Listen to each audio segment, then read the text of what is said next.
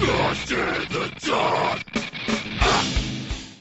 It's not a good day to be a bad guy. What's up, metalheads? This is Wayne. And Michelle. And we are from the Michigan UFO Sightings and Paranormal Encounters podcast. And you are listening to Burton and Aaron on the Lost in the Dark podcast. Raise your horns. Welcome back, Clip Crow! Son of a bitch! It is so good to have you back with us tonight. God, it has been a while, and it feels so good to be back in the crypt with all of you on the microphone this evening. I want to apologize for the slow roll lately. We don't even have the 4-year anniversary episode out yet, and that's going to be kind of a pivot moment for us. We're going to start changing some things up, I think. But I just want to apologize for the slow roll the last few weeks. Things have just been fucking insane on everybody's ends. But we do have some shit cooking up for you, especially tonight with a brand new episode. And we actually, we got 2 more in the bank that are coming very, very, very soon. One of which a crossover with our brothers from the Bog Talk podcast. So very excited. Got a lot of good stuff coming. Also, anybody who might be seeing this right now, who I talked to recently about being on the show, I'm reaching out to all of you like tonight. So I'm sorry I haven't gotten to you yet, but we got we're hopefully going to get some pretty amazing guests lined up here in the next few weeks. So bear with us. I apologize for the slow roll lately, but hopefully we get into a new rhythm and we can change it up and get back to it the way we like to, the way we enjoy doing it. That's for sure. Tonight is episode 228. And we are here. Aaron and I are back in the crypt to talk about a movie that we went and saw called Studio 666. It's very rare that we get heavy metal related movies, especially in theaters and stuff. So we were really excited to see it and then actually do an episode about it. We figured it'd be a lot of fun, and it was. I think you're going to love it. I think you're going to enjoy it. Spoiler warning, but hey, check it out if you want beforehand. If not, maybe we can convince you to check it out because it is great. It is fantastic. But almost ironically, on the same day that we recorded this episode, the trailer for another heavy metal movie dropped called Metal Lords, which is a Netflix feature, which I believe is going to be released on April 1st. I think one of the producers is Scotty Ian from Anthrax, and I thought the trailer looked pretty fucking funny. So I think we're going to try to do another crossover with Bog Talk for that one. But without further ado, real quick, let's get into some shout outs. We got some shows coming up, everyone. I'm hoping this is out before I'm recording this right now on the 15th, and I'm hoping this is out before the 19th. So I'm hoping this is out by like Thursday or Friday, ideally. St. Patrick's Day is Thursday. Happy St. Patrick's Day, everyone. But this Saturday, March 19th at the Avenue Cafe in Lansing, Michigan, starting at 4 p.m., Oigs Fest 5, I believe. Very excited to finally have a metal show back in our hometown, back in Lansing, Michigan. Not only that, we got some hometown legends about to throw the fuck down. This lineup includes Marsha, Lucius Fox, Iron Mountain, Locust Point, I can never remember if it's Hokori or Hokai, but Hokori. Drink Their Blood, Burial Party, Sedentary, Recorruptor, and motherfucking Ngazi will all be in attendance. Again, that's Saturday, March 19th at the Avenue Cafe in Lansing, Michigan. And if this isn't out by then, or if it's just out by Friday, and it's the night before and you can't make it that soon, no worries. Doors are at 4 p.m. on Saturday. It's 21 and up show. No worries. Stay tuned to the end of the show because I got another Recorruptor show that I'm going to shout out at the end. So if you can't make that one, no worries. They've got plenty more dates throughout the end of the year. And if you stay around to the end of the show, you'll hear about another one. Next up, coming to us down in Westland, Michigan on April 15th at the Joy Manor. Huge shout out to Legend Recording Agency presents Fate Destroyed and our friends Living Dead Girl. Huge shout out to Molly for being on the last episode. That was an amazing, I cannot ever thank her enough. That was incredible. So the only way I know how to thank these people is to go see them live when they come to my state. So I'm gonna be there. It's the first date of the tour. It's a big tour. It goes through Indiana, Kentucky, Florida, South Carolina, Virginia, Pennsylvania, Ohio. So everybody be sure to check out Fate Destroyed, Living Dead Girl, The Exorcism Tour presented by the Legend Recording Agency. And it kicks off right here in Michigan. So, and we will be there. So if you can, that'd be awesome. We'd love to see you there. It's going to be a great fucking show. And then the next one we got after that is Sunday, April 24th. We are back at the Diesel Concert Lounge in New Baltimore, Michigan with Punch Gut. Another Legend Recording Agency presents Punch Gut. I've never read that.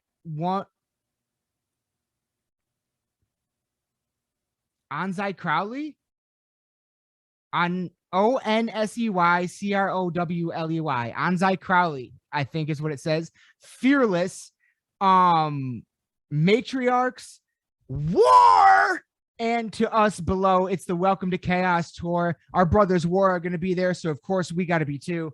Love the Diesel Concert Lounge. It's always amazing. Again, that's on Sunday, April 24th at the Diesel Concert Lounge in New Baltimore, Michigan. And so yeah, it's going to be war. It's going to be fucking chaos, and I cannot wait to be back there and to see them again. And lastly, one more thing I really quick want to shout out is our brothers from Victims of the System. Just one day ago released a brand new self-titled EP, which is streaming now on Victims of the System Slam YouTube channel. And I think it's a couple other places too, but that's the one I checked out.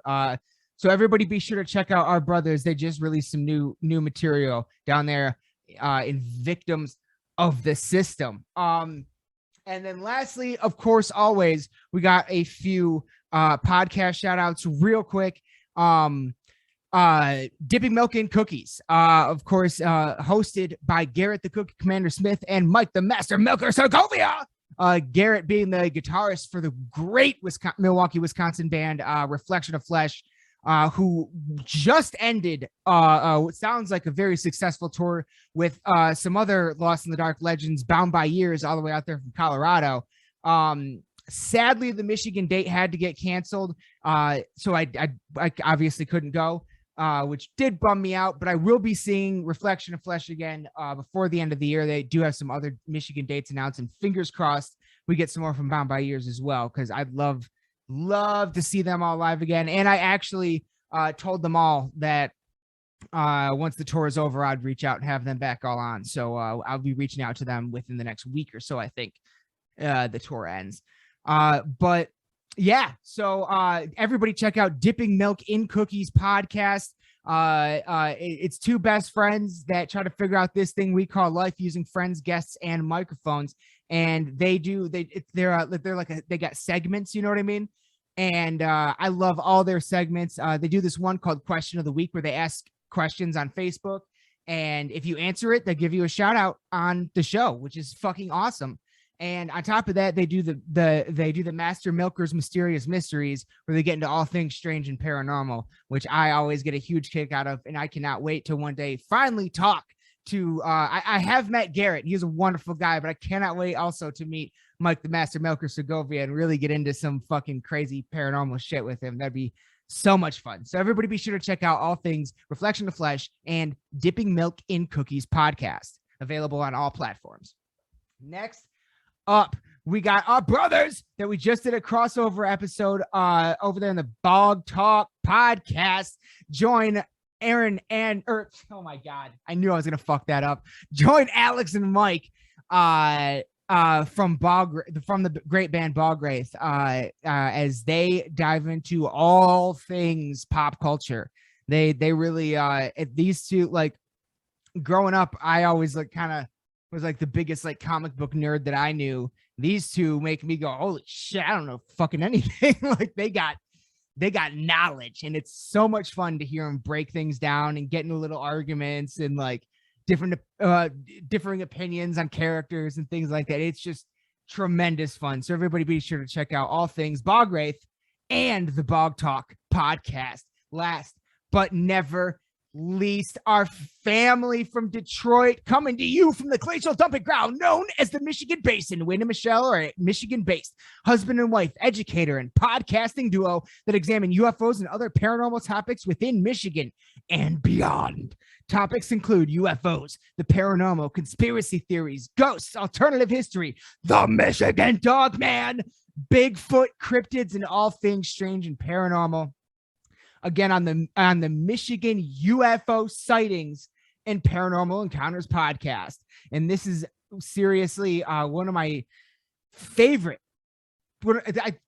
It's this one and one other paranormal podcast that I listen to, and that is it. And they are completely different formats. Like, it'd be hard to compare them outside of the fact of the things that they talk about. But Wayne and Michelle are absolutely some of my favorite people I've ever met through doing this podcast. I found them by accident. It was like through a Facebook ad or something on only episode 4, where they were talking about Dogman. I was like, a Michigan podcast about Dogman? I'm in. And so I emailed them, and now since then we've been on each other's shows. We've collaborated multiple times.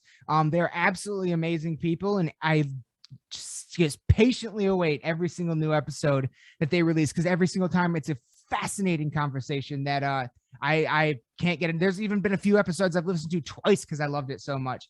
And that's the other thing about it, is it's really is a gift that keeps giving, because it every new guest that they have on, if it's someone that I haven't heard of before, I end up like following them and going down that rabbit hole. So it's always an amazing show, and I from the bottom of my heart can never thank them enough. You heard them at the top of the episode. They do that fantastic intro read for us. And we actually did one for them. So check out their episodes if you want to hear a little read from Aaron and I. They spiced it up a little better. They made it quite a bit better. But yeah, everybody be sure to check out all things Michigan, UFO sightings and paranormal encounters podcast. Without further ado, that's going to do it for the shout outs, everyone. Thank you so much for listening to those. Please be sure to check out all that stuff. It would mean the absolute world to me and to everyone that I shouted out. These are people that I love from the bottom of my heart, and I know they appreciate every single new fan they get. So be sure to check them out. But without further ado, everyone, welcome to Lost in the Dark, episode 228, our first episode post our 4-year anniversary. And tonight we're talking all things the brand new heavy metal movie, Studio 666. Enjoy. We're back, Crip Crow! What up? What up? Holy shit. It's been a minute. A little bit. It's been a minute since we've been back. Aaron and I have both had a lot of shit going on. I've been out of town for like a week. Like, shit has been fucking crazy. Yeah. But we got a good one lined up for you guys tonight. Here, we're gonna start this off with a cheers. What are we cheersing to? We are cheersing to our 4-year anniversary. Oh, yes. Lost in the Dark is officially 4 years old as of yesterday of recording this. This will be out the same week, but it's just going to be, it's not going to be like the same day or whatever. But we are officially 4 years old now, and that is a huge, huge deal actually to us. We graduated high school, everyone. Cheers. We graduated high school. Hey-o! This is our fucking, what do they call it? What do they call those parties when you graduate high school? Oh, I don't know. Oh man. What are they called? They have a name, don't they? It's your it's your grad party. Yeah, but that's college. Yeah. It's your, what's the, I didn't have one. That's why I don't remember. Yeah. But it's whatever that fucking party's called. That's what it is for us tonight. Hey. Cheers, everyone. We love you all. Thank you all so much for joining us tonight. We are both enjoying some Michigan's own Bell's Two-Hearted beer. Absolutely delicious. We are, if you know, you know. and if you don't, you don't. I don't know what to tell you, but we are this is the big, not really. Actually, on the night that we're recording this, we released a phenomenal episode with the one and only Molly Rennick from Living Dead Girl, Toronto's own. Shouts out. And we will be seeing them in concert very soon here in the next month or so. They got shows coming up. I already shouted that out in the intro. And so this is so we already had that one as kind of to kick off our 4-year anniversary week. And now this is going to be the next one. And then we're going to do a big 4-year anniversary special for sure. So, but this one is about a movie. We just went and saw a movie. Yeah, like man. I'm 30 excited to minutes talk ago. about this. I am too. We literally just got back about like 30 or 40 minutes ago from Studio 666, the Dave Grohl Foo Fighters horror comedy film with so many guest stars. Oh, dude, Actually, it's one of us is gonna have to pull this shit I out. got you. Shit. I got you. All right, yeah, thank you. Got you. I threw my phone away. I was like, no phones during podcast. Right? Yeah. Now I'm like, we need one. Yeah, like tons and tons of guest stars. This is Man, like the thing I loved about this is it was, and even going into this, we knew it was a movie pretty much like about like recording an album. Basically, it was recording a rock album. It was, it was That's a their good 10th point. album. Yeah. I should probably give a quick synopsis Yeah. while you're looking that up. The premise of the movie is Foo Fighters need the Foo Fighters manager is pissed because they haven't produced their 10th album yet. So the Foo Fighters manager is like, and the Foo Fighters are like, we want to record it in somewhere weird. Yeah. And the manager is like, okay, I got a place for you. Yeah. And so they send them to this like super haunted location, apparently demonic location, which apparently the previous band, there once like 10 or 20 years or some amount of time ago, there was a band that tried to record an album in there, but they never finished because the lead singer got possessed and killed everyone and killed himself before they finished the record. So Dave Grohl finds a secret lair and hears the song that they never finished, and demons possesses him and is like, finish the song. Yeah. And so like so that's basically the premise. That's basically the premise of the film. Yeah. And everybody's in it. Who's the manager? So the manager is Jeff Garland.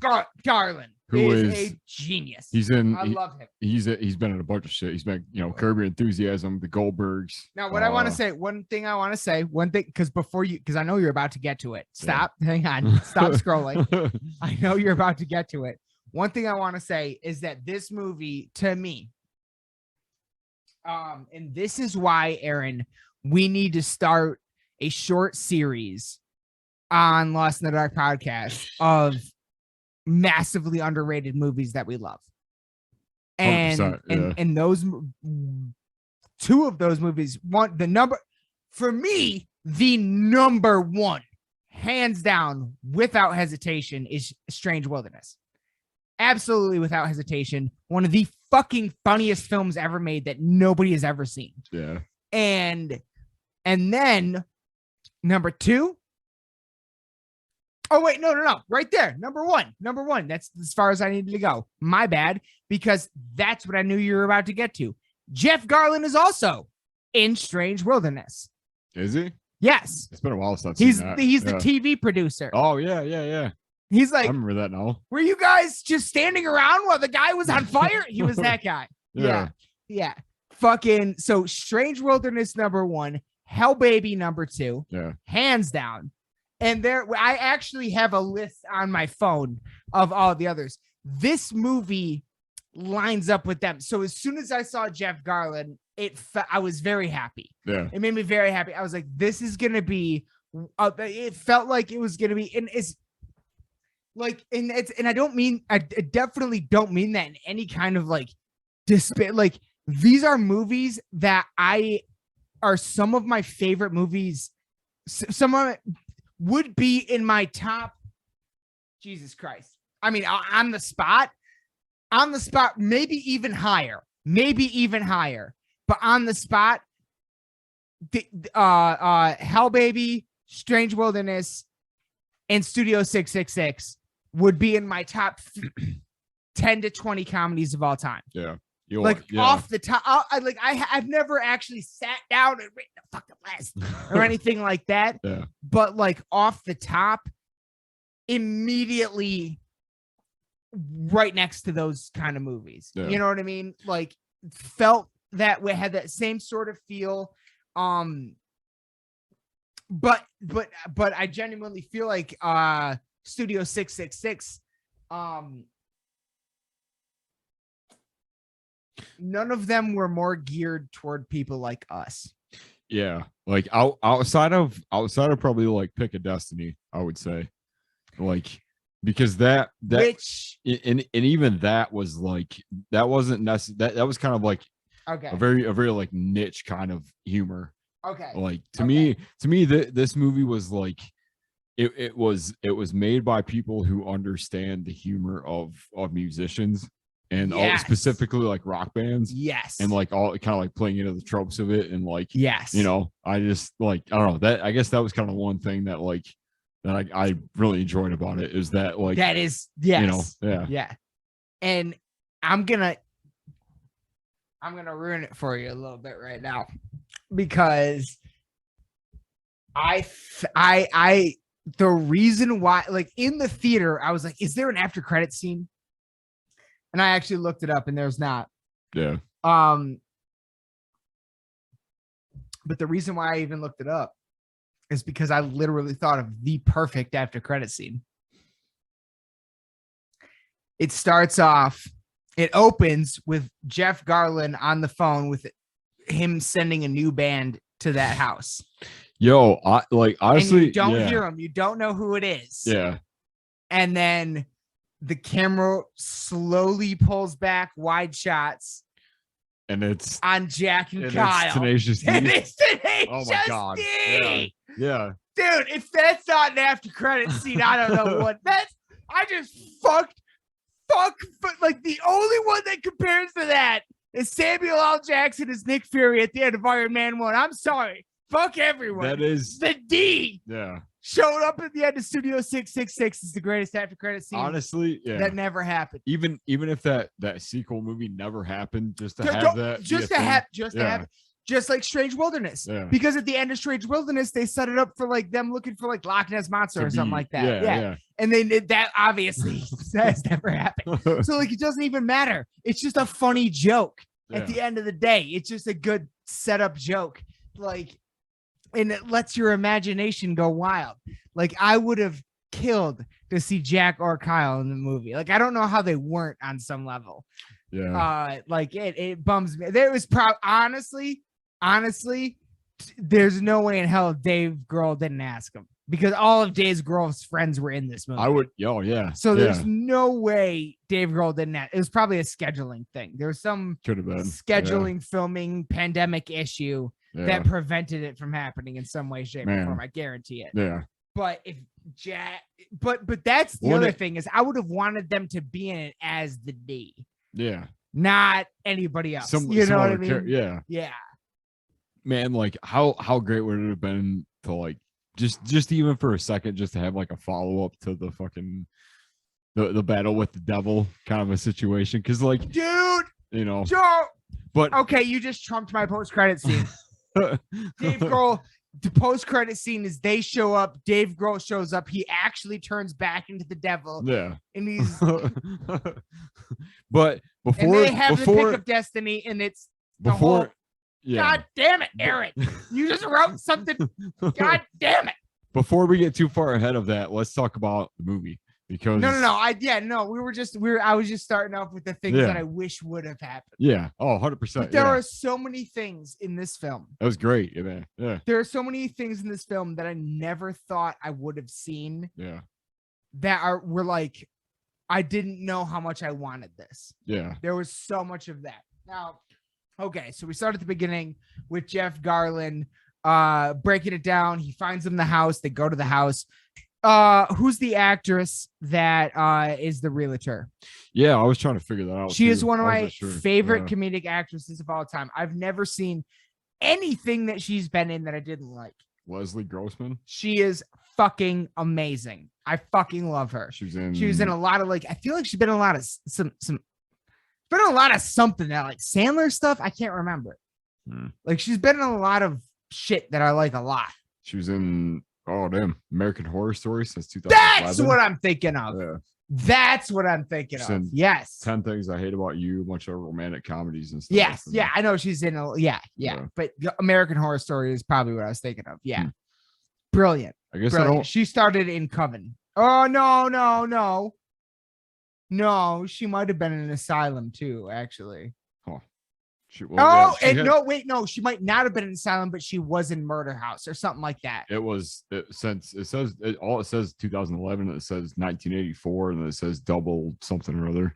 The double feature thing. Well, I know she was in Coven. Yeah. I know for a fact. But I feel like she was in one or both of the two before. I just can't remember right now. Cult, I haven't seen them in a long time. She was in Cult. She was another actress. She was in a lot of Goldbergs. Yeah. After the first one that she was in most of them. Yeah.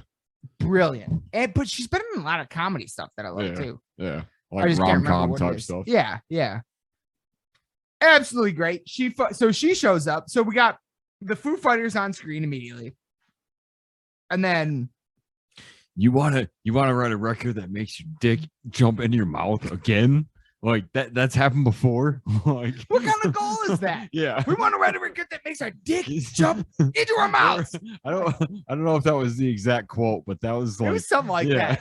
It was something like that. It was a great. There's so many fucking one-liners in this movie. That, dude, yeah. You and I, like, once Not we only- can watch this movie like 5 times in a row Yeah. and memorize that shit, we're gonna be quoting that shit on the podcast for a long time. Yeah. Like instead of the mad note, it's gonna be it makes your dick jump in your mouth, bro.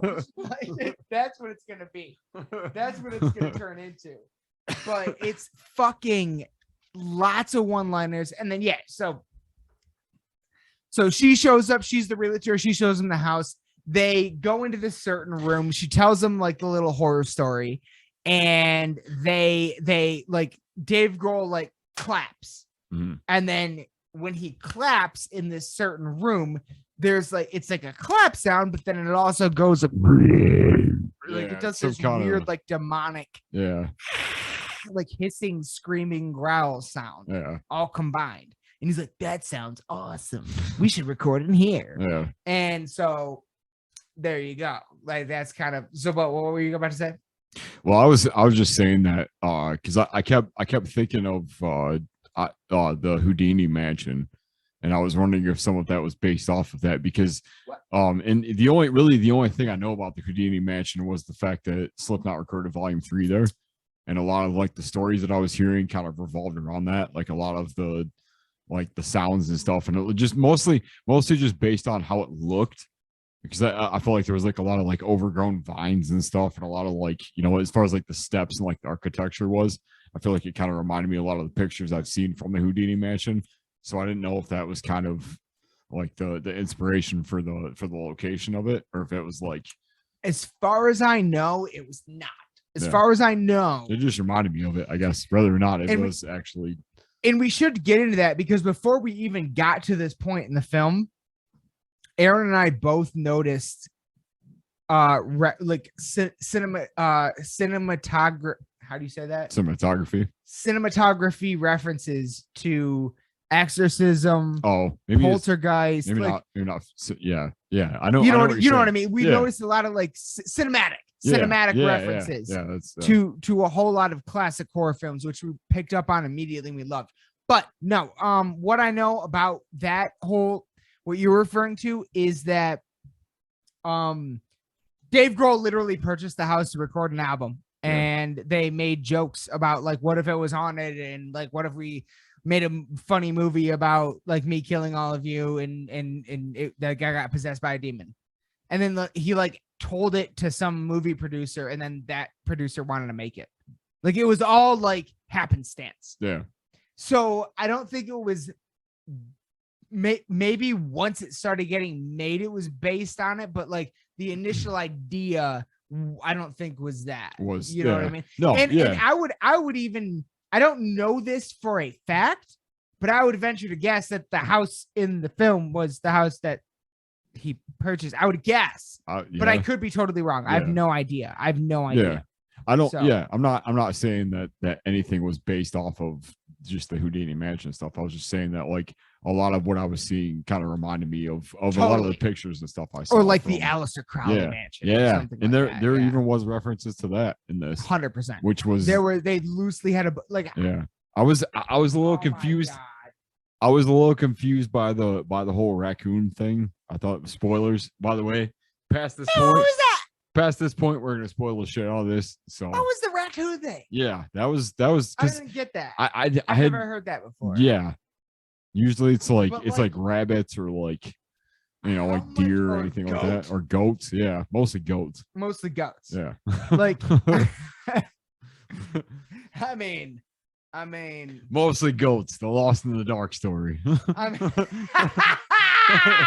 that's the name of our behind the music. Mostly goats. Mostly goats.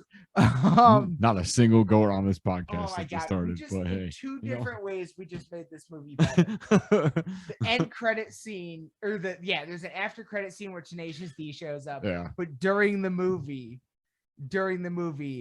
there's it reveals that like their version of the Necronomicon or whatever Yeah. is the Evil Dead book. Yeah. And for a brief second, Ash shows up and then he dies.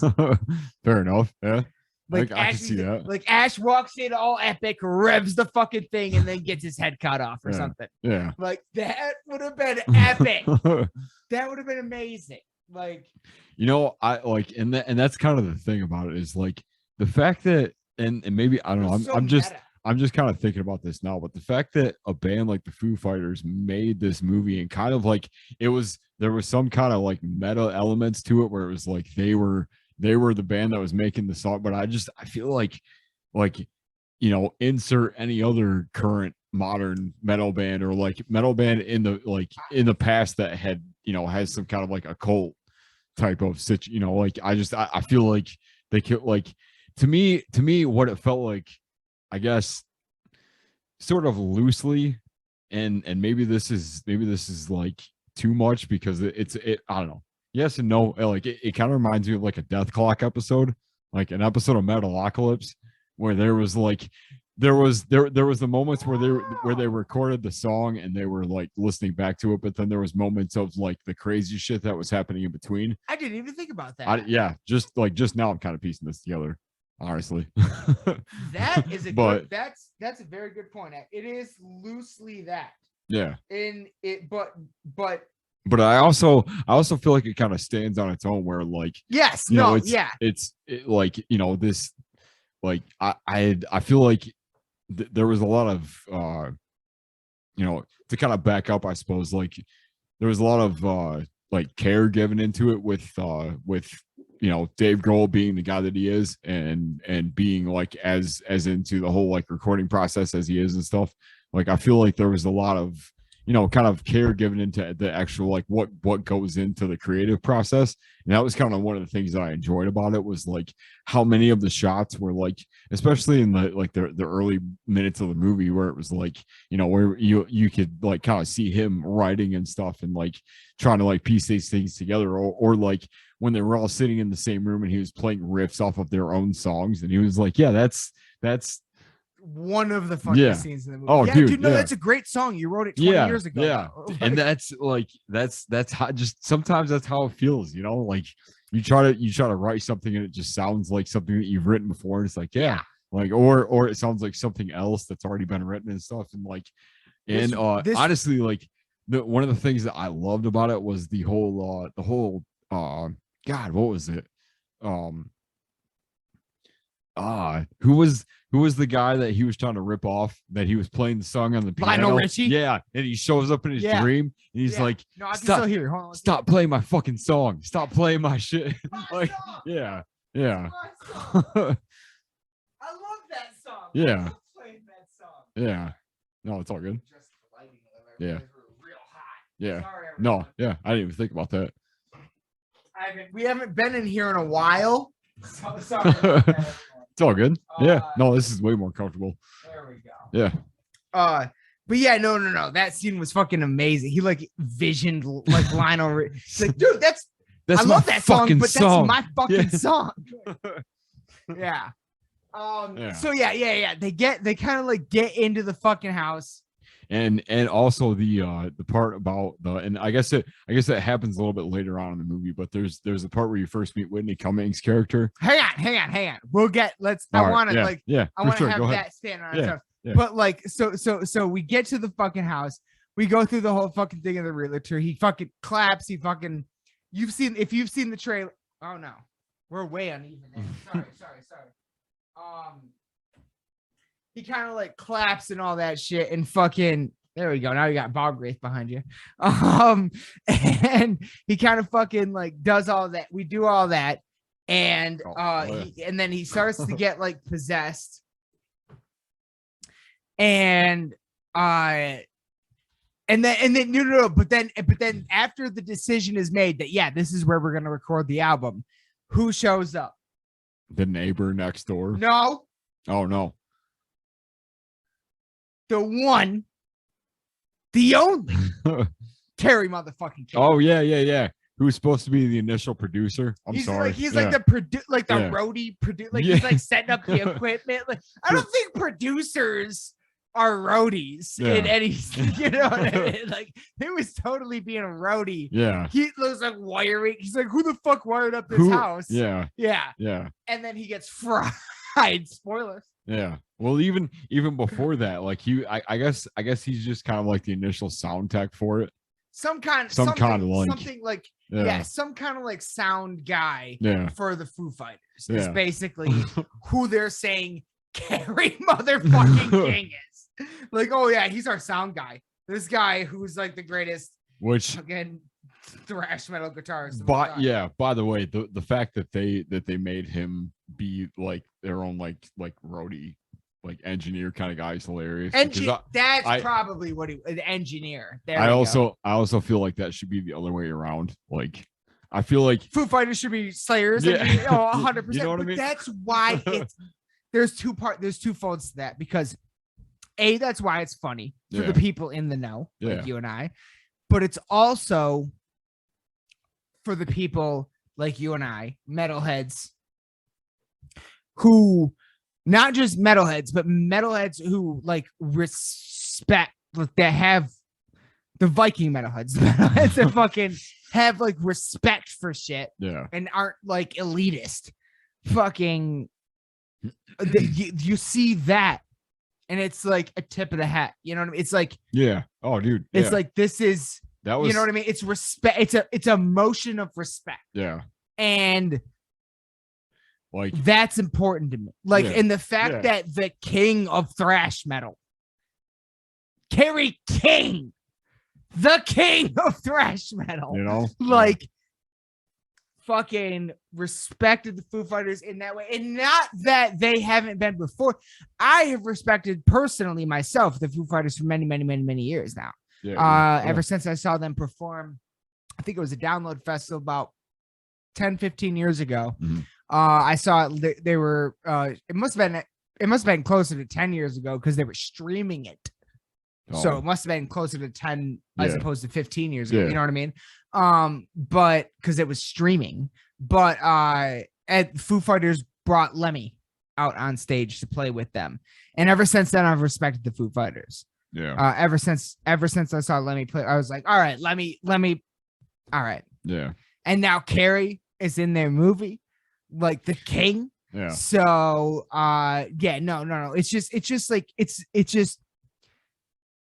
you know what I mean? It's that thing of we're all in this together. We're not separate. We're not separate. We're not in competition. We're not opposing each other. We are together. We are brothers in this. And that's how it made me feel. That's how it makes me feel when I see that kind of shit, at least personally. And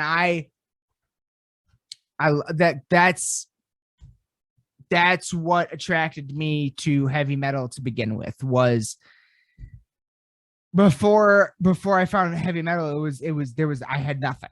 I was alone. I was a outlier. I was an outcast. I was bullied. I was all these things. And then I found heavy metal and I felt like I had a community for the first time in my life. Yeah, like man. people that understood me. So like seeing shit like that where it's like The kind of crossover stuff. crossover respect, Yeah. it made Yeah. you know what I mean? Mhm. That's what it makes me feel. Like just put your fucking fist on your chest and like respect, like Mhm. horns up. Like I love that shit. The bigger we can make our family, the better, Yeah. as far as I'm concerned. The more borders we can cross. And I Yeah. feel like this movie did such a good job of that, as far as like showing that kind of side of it, where it was like it wasn't like there like the few guests that I had in it, the few like big names and stuff, like they only kind of heightened things. And who did we have? So we got to Kerry King, we got to the roadie, and then he like dies like real quick. But then he comes back as a demon, Yeah. which is awesome. Honestly, like So good.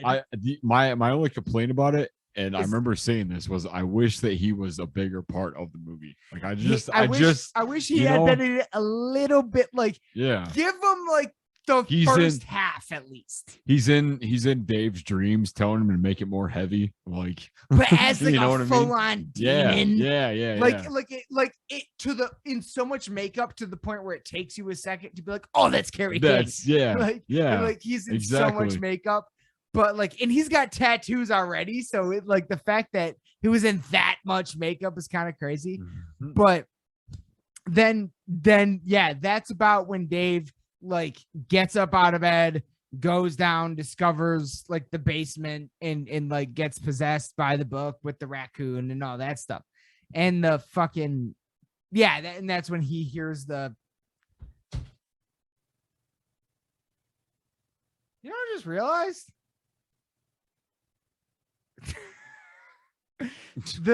Okay, so like in that scene where he's down in the basement and he pulls the cover off, was music ever played on that? Looked like movie shit.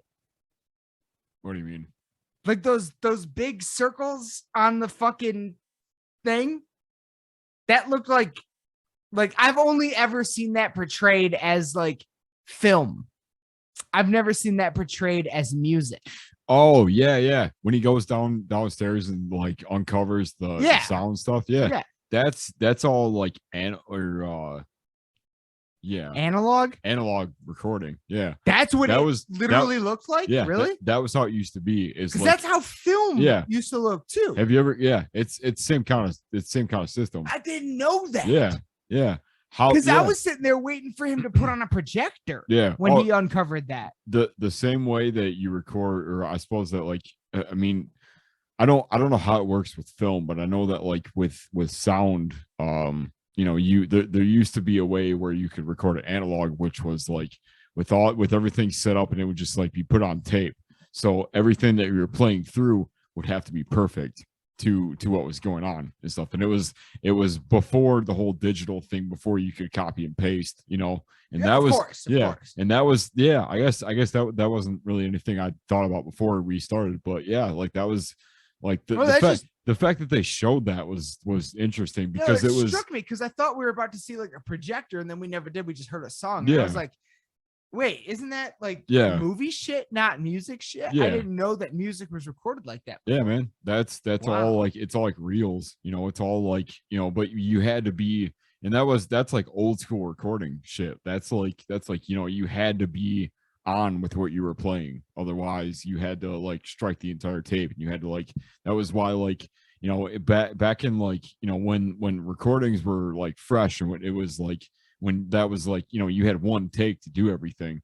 That was kind of the style of it, where you had to quite literally cut the tape and then splice it in with what was going on, as opposed to now where you can just like play a guitar part over top of a drum part, and you can just like, keep re-recording it over and over. You know what I mean? Holy shit. Yeah. Like which is why like to see that in a movie like this was pretty cool, because it touched on something that like that's like old school recording, man. That's like, Yeah, no, that's I've never even seen that like before. Like when you when you see a movie with like a super old recording, like like a fucking like a movie about like Motley Crue or Ray Charles or something like that. It's not. It's usually on like all you see is like the mixer in the recording booth. Yeah, you don't see that. Yeah. Part of it, you know what I mean? Like that. Well, that was the finished product. Like that was how it was recorded. Right. And that's insane. I never knew that. like it's very like I think of I don't know. I guess like try to think of like some like old school recording stuff. Like I guess there's a lot of I mean, I would imagine blues like Muddy Waters, Yeah. Baby King, Howlin' Wolf, Jack John or But Johnson, even- Robert even- Johnson, Robert yeah. Johnson. even like stuff in the 90s, like had to be that like analog stuff, because like Well, when you really well- think about it, like the digital side of things really only was around like the 2000s. So it's only no, totally. Like You know what I one of my favorite cheers, by the way. cheers. Cheers to you, Crip Crow. One of my favorite fucking. I watched like a really good fucking Wu-Tang Clan thing, Oh, hell yeah. and they like how they Or whatever it is. I don't know. recorded yeah, I don't know. How they recorded their shit on like tape, like mix, like real, like straight to compared to tape. this rudimentary. Oh, dude. Yeah. Like yeah. straight to tape kind of shit. Yeah. Like it's actually insane that we're using a fucking a real mixer right now. And like imagine if the RZA had this Yeah. at that point in time. Yeah. But And that's in a laptop. You know what I'm Yeah. saying? Like at what the fuck? yeah. At like- the same time though, like that's what makes those so great. Like, and that's what makes some of those albums and like a lot of what came out around that era so great, because like there wasn't that like digital side of things. But, There like- wasn't that like, but at the but same then- time, like I feel like we're kind of like pulling away from the movie. Hang but- on though. but at the same Hang time, on. I have a like, quick point to make yeah, though. sure. All right, go ahead. I have a Sorry. quick point to make. It's like because I didn't even think about this before. Go ahead. If he had this very even today in 3 years, what we're doing right now is going to be considered rudimentary. What we're doing right now, you see these chords right here, people. Like It's all gonna be Bluetooth. fucking- Yeah. It's all fucking rudimentary. Like, then if what I just said is accurate, like why, like where's the fuck, like if RZA had this, what could he have done with this kind of equipment Well, if that point specifically? Because that's the thing about art, is it's a specific point in time. yeah. Then where the fuck Well, that's are our artists now? that's what makes all of the old recordings so incredible, because like it's what makes like I don't know, like That's it. like I think I know. Are you referring to the physical, actual, like gritty sound of it? yeah, And I agree with you. you know what I mean? Like they're like, And I agree with you. because they and that's something I think about pretty constantly, is Because the fact that today- like Today people make it too clean. yeah, and there's so much room for like, and it's crazy. Like I and even when I was going to school for that kind of stuff, like the recording stuff, I always kind of thought about the fact that like, damn, like there used to be people like well, I don't know. I guess that sounds too I don't know. Well, I don't know how that sounds, but I guess like my thought on it initially was like, man, like we used to like cut the tape quite literally. Like when you hear the phrase cut the tape, as far as like mixing, and as far as like mixing used to be a whole different thing.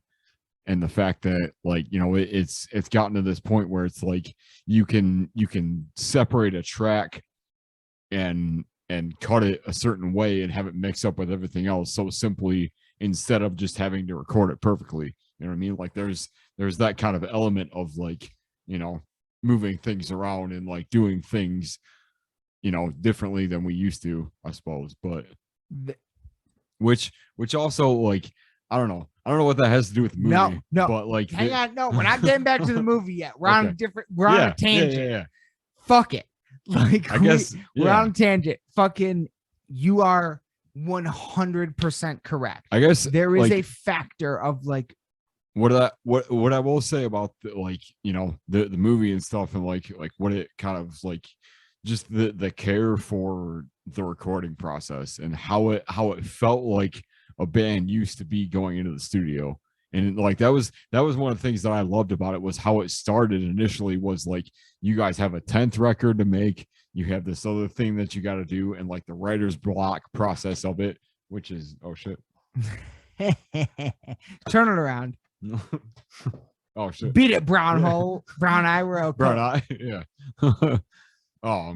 But just the the initial like writer's block process and trying to figure out what was going on with everything and stuff, and like trying to get the inspiration, like that was all a pretty real process and stuff. And just I feel like that was a pretty that was very well portrayed in the film. Yeah. In a montage, but it was still like it did capture how you feel. But real quick, before we get back into the film, I do have a final point to make about that. In the, to almost argue against myself about like, what if the RZA had the technology we had today at that point in time? Yeah. Like that, like, or somebody like that. Anybody, any go back to any point in time. It doesn't have to be like any point in time before 2020. Like any point in time had this sort of fucking easily accessible, cheap ass technology. Excuse me. Anybody. But I almost wonder if it's a gift and a curse. 100%. Because what I feel like now, what I see more now are what I feel like is happening now more so are artists getting in the way of themselves. What I feel like is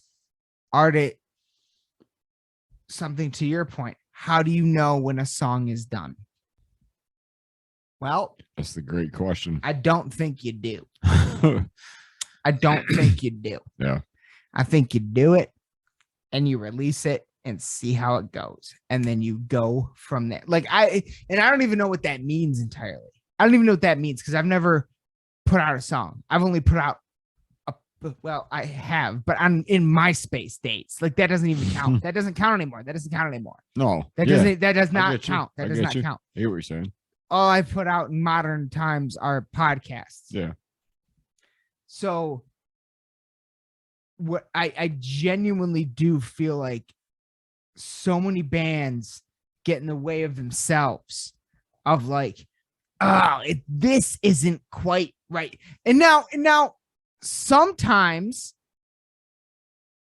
and that's the wild card. That's the wild card is like, it's sometimes that's true, but also sometimes you just got to put it out and it's literally impossible to know.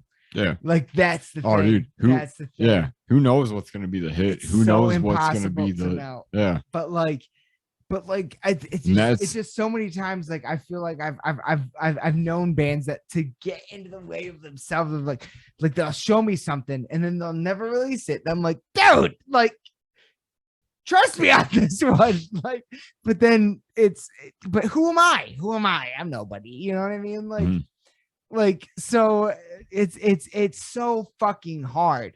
but I do feel like the gift of this technology is that you can reach anyone in the world at any given moment. Yeah. But the curse of it is, is perfection. And the songs that are considered the greatest songs of all time are not perfect. Fair. Yeah. At all. Yeah. And I'm even talking Stairway to Fucking Heaven. Yeah.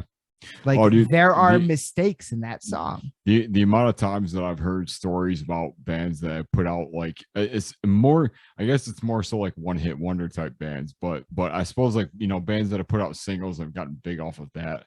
Like, I guess it's more of a recent thing, but the fact that there's been so many instances where, like, hearing stories about it, and, you know, just the fact that the particular song that got big wasn't the one that they were, like, fond of, or just that they thought they had anything for, ended up being the one, you know, being the one that blew up for them. Yeah. So Exactly. you never know. You never know. Like, never fucking know. But anytime you put a song out, it is like rolling the dice. It is now like, what I will say is a lot of those stories that you make, I don't know for sure, but a lot of the stories that you just referenced that I think of, where I've heard those stories from bands, it's mostly a producer telling them, sound like this, you know, she's my cherry pie, like that kind of a thing. And then Warrant hates playing that song for the rest of their career. Yeah. You know, that kind of a thing.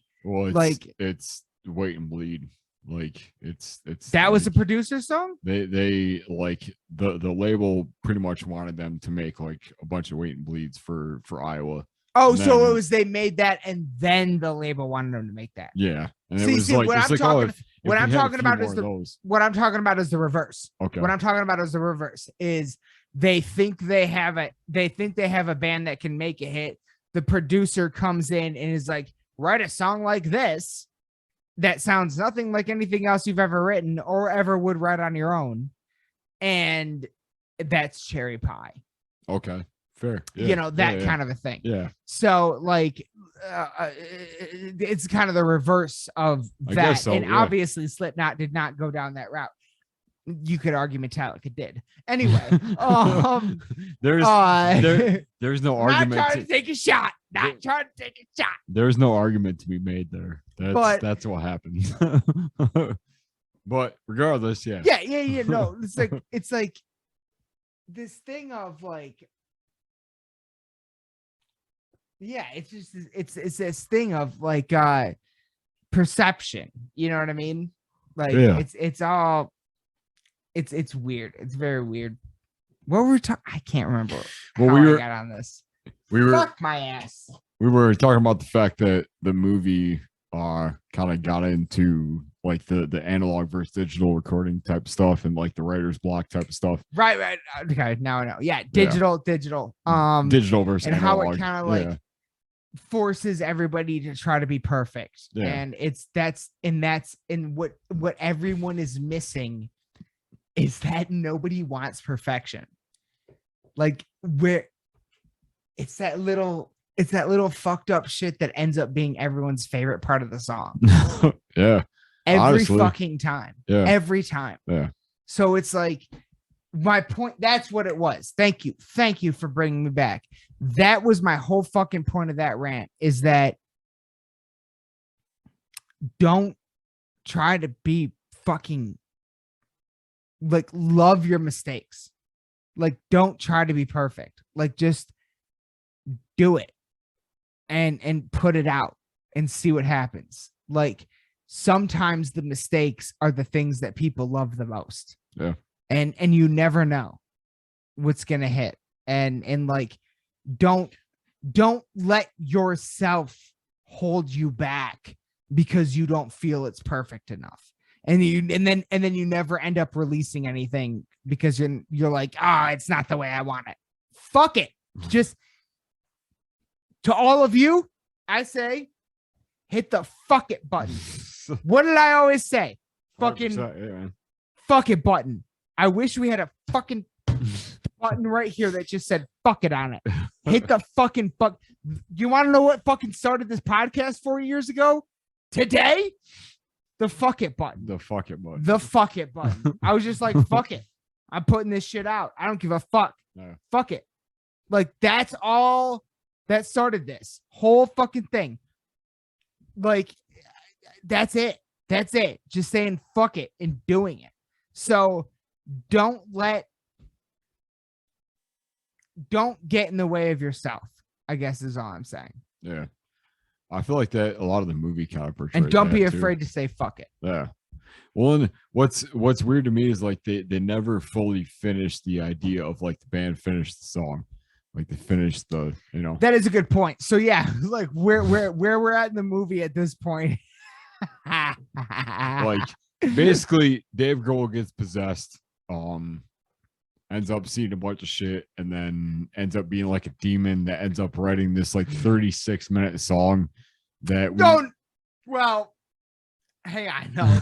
it first of all the riffs are really good. Honestly, But yeah, like yeah, really good. there were a few points in the movie where I was like kind of nodding my head and stuff. Like it was, and that was one of the things I really appreciated about it was a movie made like pretty much by musicians for like, you know, that kind of style. Oh, you there's know, one major thing we're gonna get to yet. Yeah. But yeah. but there's but yeah, he kind of fucking, And like to me, I like my only real complaint about the movie was that I wish there was more of that. Like I wish there was more like Spinal Tap moments where they were like, oh my god, you know what I mean? Like in, you know, how did I not even think of that as a reference? Like there were so many Spinal Tap moments, dude. Yeah. Oh my god, it's all just flooding in. I need to see this movie again immediately. Yeah.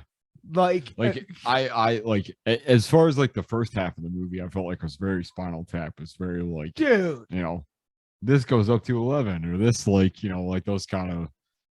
Dude, there were so many. No, they never. Hang on, though. Let's to make it clear. They never actually said anything goes to 11. Yeah, we do got to make that clear. Yeah. Because that's if people thought that, they might go. Bleh.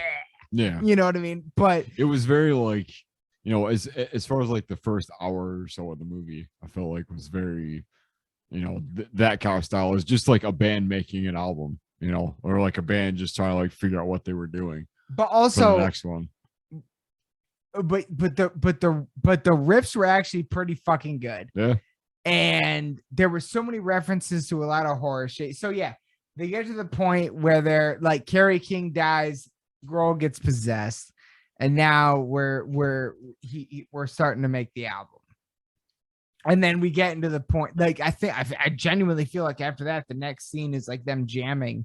I've only seen it once. Sorry. Yeah. But could be totally wrong. But they're like, we're making a 24-minute long song. And as the movie progresses, the song gets longer and longer. Yeah. Like it started as like a 20-minute long song. And he's like, no, we're making an epic. And like kind of ended it like a 40-minute long song. Which made me laugh extra hard because of the conversation we had on the Filthy 15 about Iron Maiden's album. But like, how long do you need the album to be? We weren't even talking about songs. Yeah. A 40-minute song, bro? Like there was even a moment where they were all sitting at a table and he's like, no, we're not making a 20-minute long song. It's going to be 30 minutes long. Like, and they were all like happy. He's like, we're not really going to be making a 20-minute long song, right? He's like, no. Yeah. And they're all like, yes. He's like, it's going to be 30 minutes. And they're like, no. Yeah. There was so much shit. And then, so yeah, like basically like, yeah, Grohl is possessed by this point. He starts fucking killing people and like writing crazy shit and having crazy demonic experiences. What else happens? The weird stuff with like the pool and like. Well, that was at the very end. Yeah. There we go. Kind of right before Grohl gets possessed, we meet our neighbor, the one, the only, brilliant, the beautiful, the great Whitney Cummings. Yeah, dude, her character was so great in it. Absolutely one of my favorite stand-ups of all time, hands down. Yeah, I cannot express how much I love Whitney Cummings. I watch a podcast. I love her to death. I love Whitney Cummings. yeah, she's great. She Especially, some of the shit that she has said has made me literally cry laughing. And anyone that can do that, I love. So I love Whitney Cummings so much. Like, dude, solely based on her stand-up alone. I loved her before I ever saw her in this movie. Her stand-up alone is absolutely some of my favorite. Oh my God, it's so fucking funny to me, dude. It is like, it's relentlessly fun. She's one of the ones that's relentless. Yeah. Like I love her whole style, her like Candace, like her whatever it's called, like her like all her shit. I love Whitney Cummings so much. And in the first scene that she's in, she's already hilarious. Yeah. Oh, that was probably one of my favorite parts of the movie, was like her about like trying to like do the backup vocal stuff. And just like she starts singing she starts singing Foo Fighters songs to Dave Grohl. Everybody's like, the bells. Dude, that was so great. Might have been the funniest scene in the entire movie, actually. Like Dude, yeah. Like when she's singing the Foo Fighters song, and then they're like, "All right, we're out," and then she slowly lowers herself over the fence, like just because she's the neighbor over like fucking Wilson on Home Improvement. I was just thinking about that. Just like that high top fence. Yeah. And slowly goes down under it. But right before that, she's singing like, I could cook you guys some food or be a backup singer. Yeah. Like just segues immediately. Cook you some food, backup singer on the album. Like, that segue is so funny. That is so fucking hilarious. And that is so like LA. Oh, dude, yeah. LA. I can imagine that happening in LA all the time. But yeah, dude, that shit, like, oh my God, her whole part was so fucking funny in that scene. That seriously might have been the funniest scene. That I feel like you and I laughed harder during that scene than any other. Like that was so when she was just doing just being her, really. Like they just, I feel like that was one of those scenes where they just kind of let her like. I just wish I could remember more of the lines. Yeah, I know. Like this. Well, and like there was the part where she brings over the lemon squares. Yeah, the lemon squares that were coated with Coke. Like, I had a secret ingredient. Yeah. Oh, is it cocaine? Is it? Yeah. Yeah.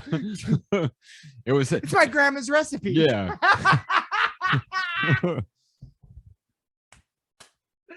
Fucking brilliant, dude. Yeah. She was fucking brilliant. And then, okay. So then Whitney Cummings is kind of the neighbor. We end up discovering that she's like, I discovered years ago that there was like a portal to hell here. So someone had to protect the portal. So I figured it would be me and blah, blah, this and that kind of a thing. Super evil hell demon show. And so she comes over and like the rest of the band figures out Grohl is possessed. Yeah. And they're like, oh, and they go to the neighbor. They're like, oh, we can figure it out. And and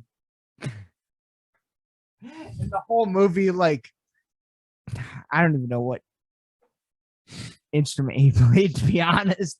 But like one of the guys in Foo Fighters was like super trying to like hit on her. He's like, she's super hot, dude. And Whitney Cummings is super hot. But like fuck it, he was like trying to hit on her the whole time.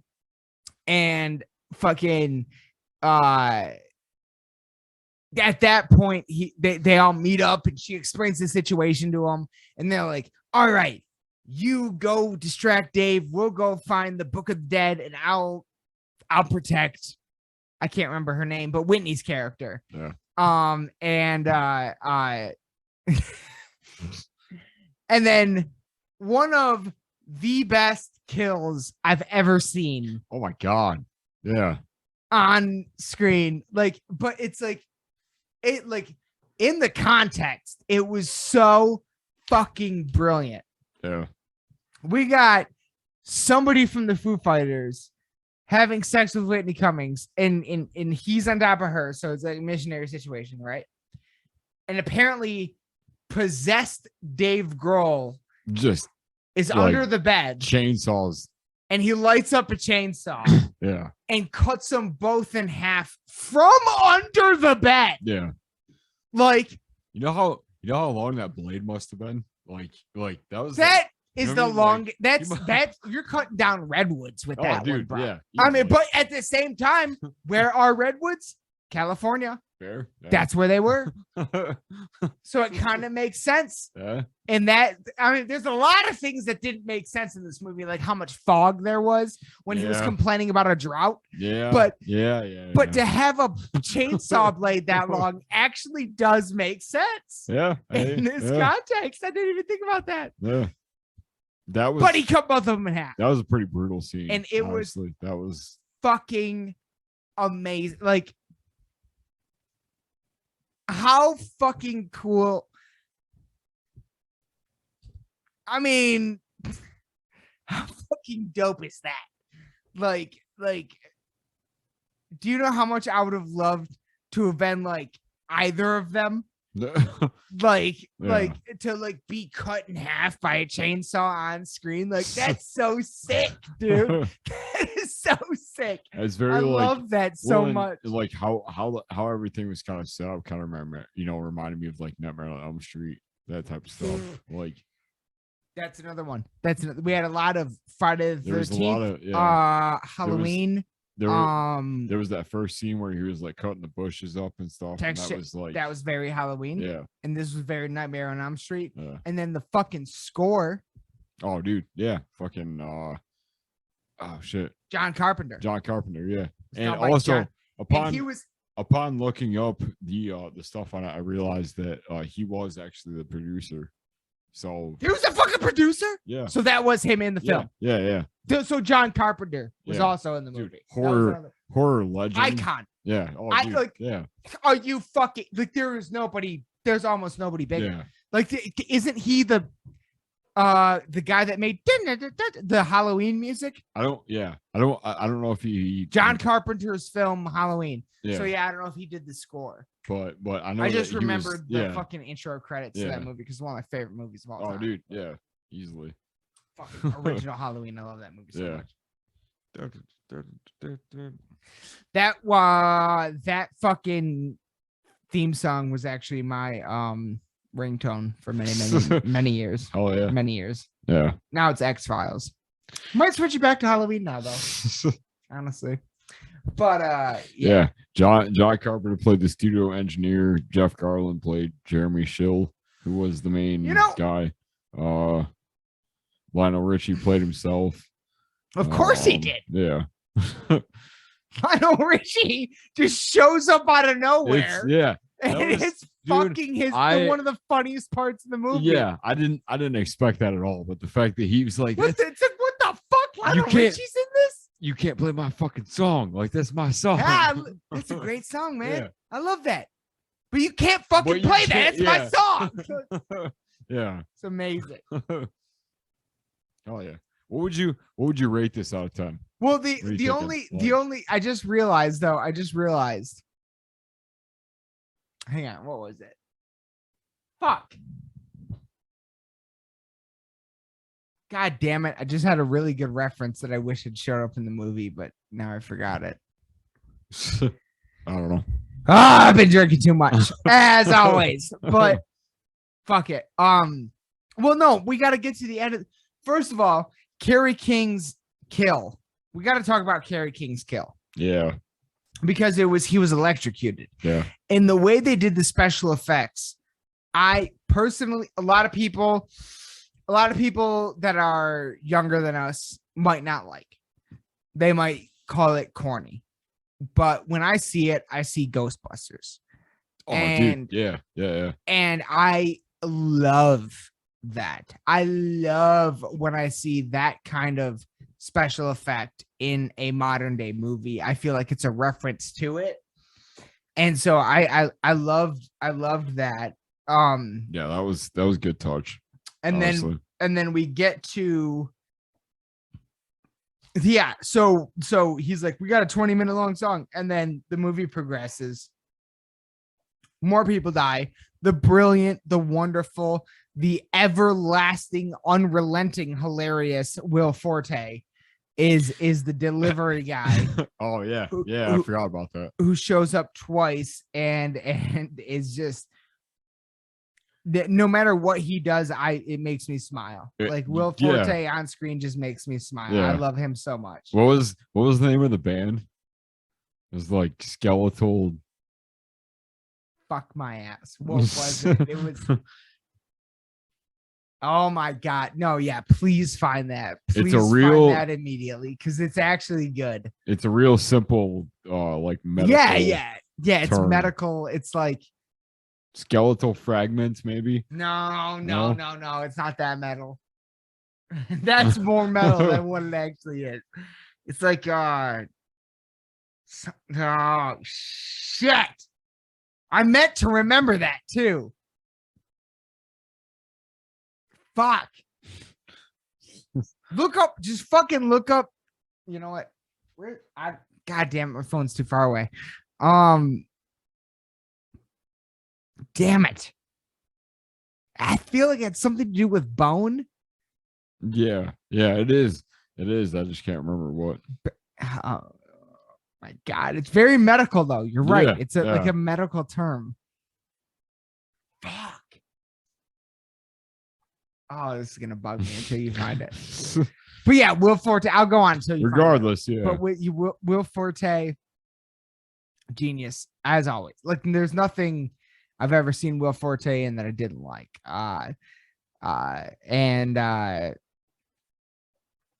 So yeah, like we like there ends up being this like pile of bodies more or less that keeps happening, and Dave Grohl keeps convincing his bandmates, no, it's okay, let's just finish the record and then we'll get out of here and then we'll tell the police about it and everything. It'll just be one day, everything's okay, like let's just leave it here for a day, because it's all like outside, it's not like in the house and stuff. Yeah. And then Grohl's character starts killing all of his bandmates as they finish the tracks.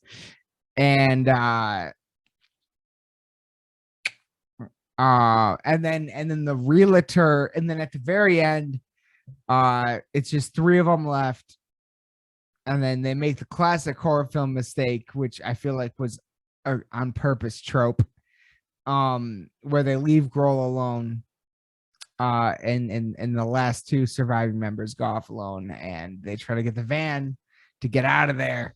Of course, it's Foo Fighters, but yet they still drive like a van. The same. Like really? Yeah. Like I said that when the van pulled up, and I was like, I leaned over to you and I was like, really? They still drive a van? They're all still. Like, they're all still in a van. Like really? Like that doesn't make any sense. Like, but I don't know. I can't find it, but I guess we'll have to kind of call Fuck. back to it. But yeah. all right, but they all fucking they all end up fucking dying, and the realtor and the fucking manager come back in cloaks, and they end up being like Satanists or whatever, and the last two that went back for the van ended up dying. They accidentally run over each other, and the girl that's Oh man, that was brutal. the realtor, that was super brutal. They like showed his head split open like a watermelon. And then Jeff Garland and Dave Grohl like have a final face off, and Garland, the manager, convinces Grohl, he's like, I think it's time for your solo career. Yeah. And that's kind of like how it ends, is like Grohl's on a solo career possessed by a demon, Yeah. which is a kind of a great ending. What did you? I'm gonna fucking Where's my phone? I'm gonna fucking find that band name. Yeah, I can't place it. It's like it's Skeletal something. Okay. Skeletal Remains is already a metal band. But I want you to tell your final thoughts on the film. As far as because I didn't really know what to expect walking into it. I kind of thought that it was just going to be, like about a band that was making an album that was in just a haunted place. But really, like at the end of it, I felt like there was enough story and there was enough like kind of like it was more so like just kind of a fun horror movie than it was anything else. Like I mean, very much like Hell Baby. Yeah. Yeah. I felt like which nobody knows. Yeah. Y'all fucks need to watch that fucking brilliant film. Yeah. But as far as like sorry. I just get emotional about it because nobody's seen it. Yeah. I definitely feel like this could be one of those situations where it's like I feel like a certain group of people would definitely appreciate this film. But I also feel like what you got? No, go. Yeah. Go. No, I really enjoyed it. I thought that it was enough of like the horror side and like the actual like what goes into making an album kind of side of things that was like pretty interesting. I felt like the like the whole like recording process and the whole like band side of things, it kept it very Spinal Tap, like I kept saying. It was very like kind of I suppose like more realistic as far as like what a band would go through writing a record as opposed to like just kind of having that be like the backdrop of what was going on and stuff. So I don't know, I really liked it. I thought that the ending was kind of interesting. As far as like I don't know, I didn't really see it going that way, but I was kind of like I don't know, I wasn't like bummed out about it. Like I felt that it made sense with what was going on. So I don't know.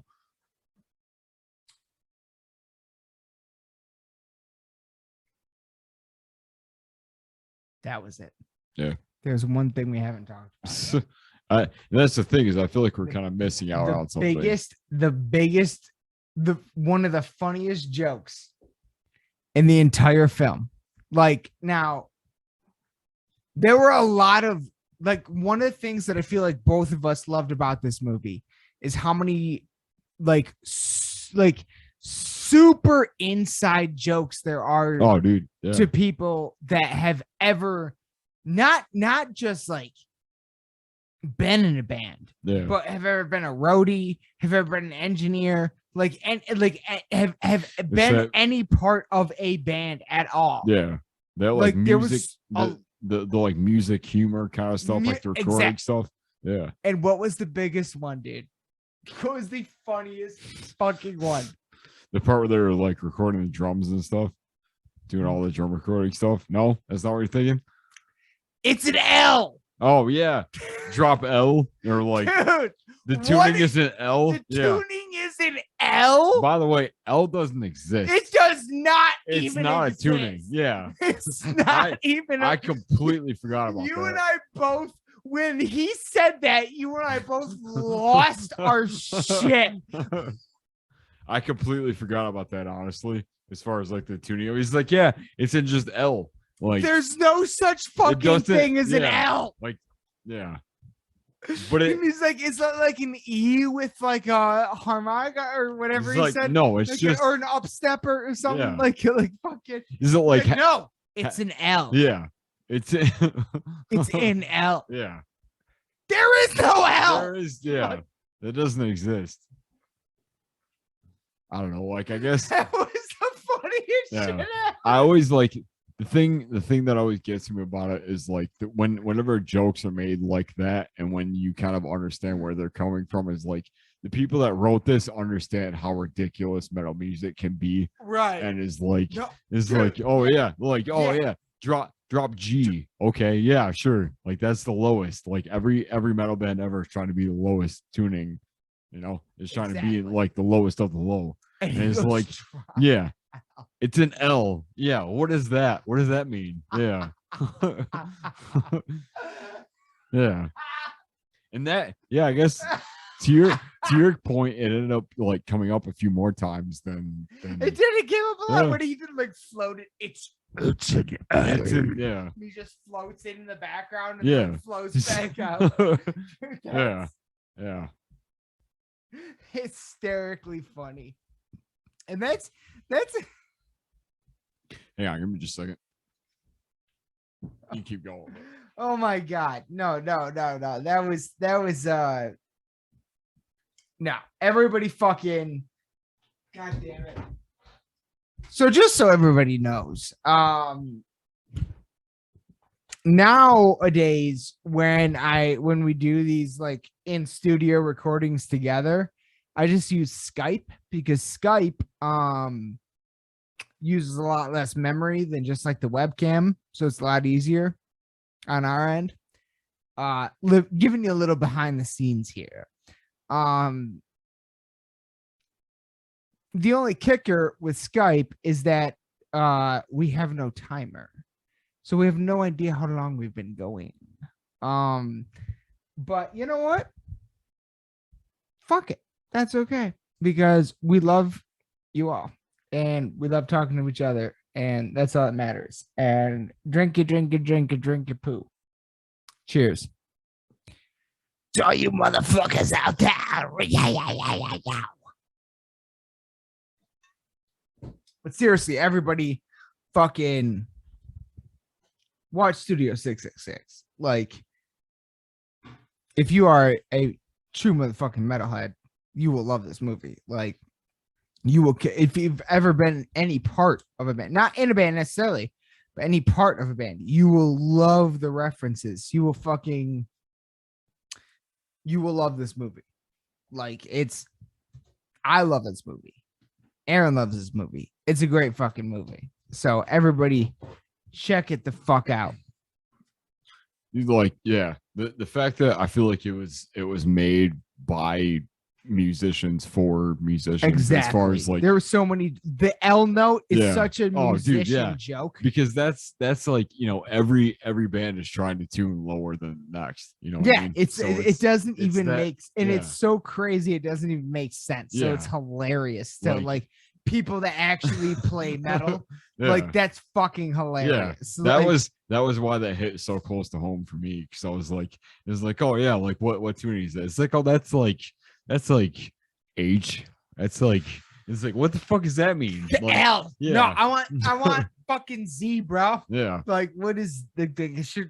Jesus Christ. Like, Yeah, it doesn't makes make sense. like tunings make sense as far as like the scale goes, but when you get into like the weird tunings and like just the abstract type stuff, it's so interesting as far as like what other bands are using. Is like a lot of bands that like a lot of artists kind of just like make up tunings as far as like their guitar stuff, is like whatever sounds cool, you know, is like there's no rules to this shit, you know what I mean? Like, and that's kind of what I loved about that kind of joke, is like, you know, it's like, oh, this is an L. Is like, what the fuck does that mean? Like, what is this? That doesn't exist, but what is it? You know, like, I don't know. It was cool. I like that kind of side of stuff. And there was a lot of jokes about that too. Like, there was a lot of like musician type jokes. I liked the thing about the like Taylor Hawkins, like his whole like recording the drum tracks and stuff, which eventually led to his whole like decapitation in this movie. Like Another great kill. yeah. Now, okay, so besides the two people while having sex getting chopped in half, Well, and that has was that ever happened before? Maybe that's happened to me, Jace. Not from under the bed. Not from under the bed. but anybody that like has sex in a horror movie pretty much dies. Like, Yeah, that's- but while having sex, both of you getting chopped in half Yeah. vertically. yeah, that was I feel like that might have happened in a Friday the 13th movie, but from above, not From- below. yeah. You know what I mean? Well, that to me was very Maybe. that was like Nightmare on Elm Street type stuff. That was like Yeah. You know what I Oh, mean? yeah. You were Yeah. saying that. Yeah. That was, yeah. But it's a chainsaw. yeah. You know what I mean? So Yeah. maybe it's both. Maybe Could it's be. a maybe Yeah. it's a combination of like two different kills in famous horror movies, Yeah. Hey. which is a brilliant concept, actually. Yeah. But yeah. But another like probably like the last greatest kill in the movie was the drummer. Oh yeah, Like- when he just hacks his head off with the symbol, Yeah. and he just bleeds out on the wall. Now, please explain to the Crip crew what was wrong with that scene. And now, what's hilarious? Am I loosening this or tightening it? What's I have no hilarious- idea. I don't know What's what you're doing. hilarious to me in that scene is that the two characters, both of the characters in that scene, are in real life actual very famous drummers. Yeah. Both of the characters in the scene that you're about to talk about are actual real life famous drummers. And yet there's a very significant drum problem in this scene. Please explain it to us, Aaron. Well, what's the setup for this? Because I The guess scene where the drummer gets killed with yeah. So he's basically telling that like it's not heavy, or like it's not like on time enough. Yeah, but like, the it's not- actual what's wrong? What was the problem with the scene? They Oh man, I don't fully remember. okay. What's Well, your yeah? as a roadie, I can Yeah. tell you that Remind me, because he just picks up the symbol. oh yeah. Thank you. Yeah, All okay, right, okay, yeah, gotcha. yeah, Yeah, there's a part in it where after they're done recording Yeah. everything, Yes, where Dave yes. Grohl, who's on the other side of the cymbal, who's you're who's on the other side of the drum kit, takes the cymbal and just lifts it off the drum kit and throws it at him. In my head, I'm like, that's not how not how cymbal stands work. Where's yeah. all the other? You had to screw shit. You don't got to do this. There's like, a lot of yeah. there's a lot of other shit you had to do before you had to get to that. Yeah. And yeah, so that was kind of the one thing, was like, yeah, that's not how cymbal stands work. Like that's, you can't just I like, can't tell you how many times I've had to screw down a fucking cymbal stand yeah, I to mean, know that that's not how it works. well, they have like since recently kind of like made that different as far as like how you quick like releases. yeah They've made quick release ones by now. yeah, I can but see that. the type that they had on there, I was like, Even that that doesn't work that way. no It's real like- drummer has used the quick Yeah. release ones yet, probably. You like So- yeah, like Yeah, it was but but also like he frisbees that shit. yeah, that was Like- honestly Like, that was how do I do this on camera? oh, he like from like yeah pretty much And then, and yeah then like the top of his head stays on top of the cymbal and the rest of the body falls down. it Brilliant. oh dude yeah Absolutely brilliant it was kill yeah shot. yeah. Like You know, I really thought that scene was gonna happen a bit sooner. I feel like, I guess I didn't really know where it was going, but I remember they that kind of that- showed it in the trailer. yeah, it was in the previews, but I guess I didn't really realize what like I thought it would be sooner as well. yeah, it was one of the last bits Honestly, of the movie. he didn't really kill off the band members until way later than I Until- expected. Yeah, same. Which I kind of appreciated yeah, because I was like, oh, there's a lot we didn't see in the trailer. yeah, Like by the time we got to that point, I was like, oh man, we just saw a lot that we didn't see in the trailer. yeah, So I appreciated that because a lot of that's the problem with a lot of comedy movies is that they show too much in the trailer. You know? yeah. Well, that's the Um, problem with trailers in general. I feel like. Well, until superhero movies, Yeah, until like 2008, until like Batman, the Nolan Batman series and Iron Man and the Marvel really kicked off. That was the problem with a lot of trailers. Yes, they showed too much. Since then, trailers have become that's a fair. bit of an art form on their own. Yeah, And I love trailers. So but this one I think it did very, like the trailer for this movie I thought did very well. Like it did not show me too much and it definitely showed me just enough to get me to want to watch it. So I thought it was great. Do you have any idea, because we don't have any counter here, do you have any idea how long we've been going? I have no idea. Probably like hour and a half. Nuh-uh. hour and a half. If I had to guess, probably. Yeah. So, I thought it was like 20 minutes. Oh my God. no, it's been way longer than that. Oh my God. All right. I don't know. I'm good to wrap this up if you are. We should probably wrap it Yeah. up. Okay. So yeah. If you like movies based off of like metalhead shit, like based off of like bands getting in the studio and recording stuff and like just all the wild shit that happens, like definitely check this out, because there is a lot. And that's the thing I love about this movie is like just kind of knowing what Dave Grohl is about and kind of knowing what, like, you know, just the history of the Foo Fighters. I understand the fact that like where they're coming from, and as far as like if you understand like the humor of the recording process and like what goes into making stuff, and also just like, you know, it's kind of a take on like what goes into making a record in a lot of ways. Yes. Because like if you remember the first part of it, I love the you know, the bit with Will Forte. I wish that we could remember what the band name was. I wasn't even able to look it up because it's such a new movie. I tried to look it up too, and I still didn't find it. I did. So we both tried and we didn't find it. Like it's to me it is such like it's and I remember we kind of touched on it going into this, is like how much of this was such a love letter to like the you know, like by metalheads or by rock stars for, you know, like that kind of you know, like demographic, I suppose. So to me, like, you know, if you enjoy movies like, you know, Pick a Destiny and fucking like Spinal Hell Tap Baby, and stuff like Spinal that. Tap, Yeah. Strange Wilderness. Yeah, like You will love this movie. Yeah, and also like it's I love this movie. I was kind of like, I don't know. I can't wait to show this movie to all my friends. Yeah. You know, Yeah. like I can't like do you feel that way? Do you feel like I can't wait to show this movie to Bob? You know, in a few years, I definitely feel like this could be like a cult classic type movie. 100%. I feel like it could be one that is like I feel like it deserves those kind of ranks. Well, because we, you know, I mean, Spinal Tap, that was like 90s, right? You know, that was an older movie. I don't even know when that was made.